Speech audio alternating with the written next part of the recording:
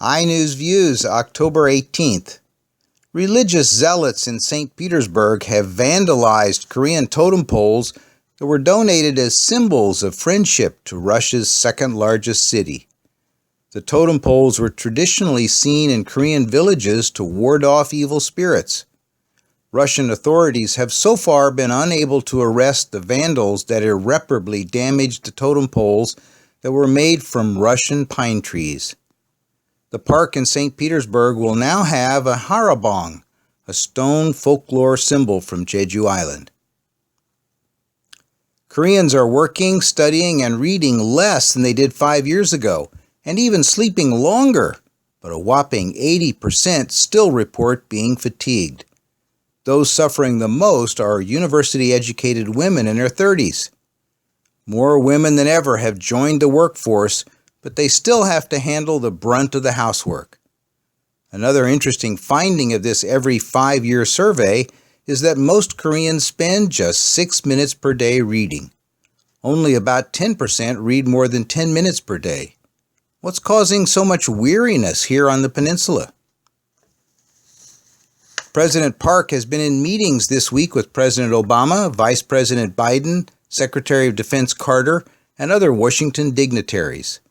The main topics being discussed are ways to curtail North Korea's nuclear ambitions, cyber threats to national security facilities, unification of the Korean Peninsula, and the Trans-Pacific Partnership Trade Alliance.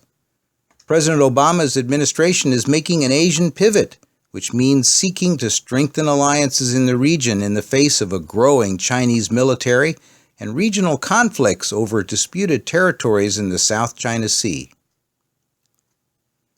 Research is now showing what we all know to be true. 3-day weekends are good for us. Studies are showing that taking a long weekend improves cognitive ability, sleep patterns, and overall health.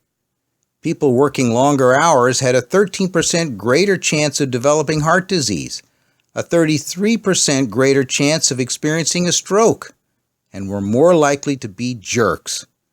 The emotional stability factor alone is worth cutting back on your workload and finding more time for leisure activities.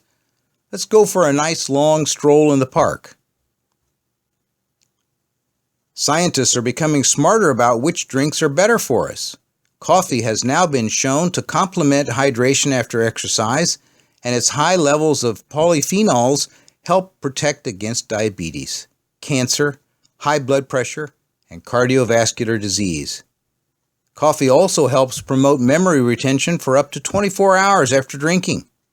It's also low in calories, almost zero for black coffee, compared to the high calories in sports drinks and soda. So for a healthy drink, stop by your nearest coffee shop or brew up a cup at home. Women forced into sexual slavery during World War II and their supporters held their 1,200th weekly protest in front of the Japanese embassy in Seoul on Wednesday.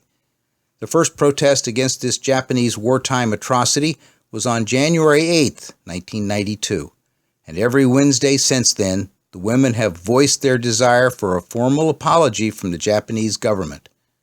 Their numbers continue to dwindle with time, but these women's cause is just, so they continue in their quest for justice.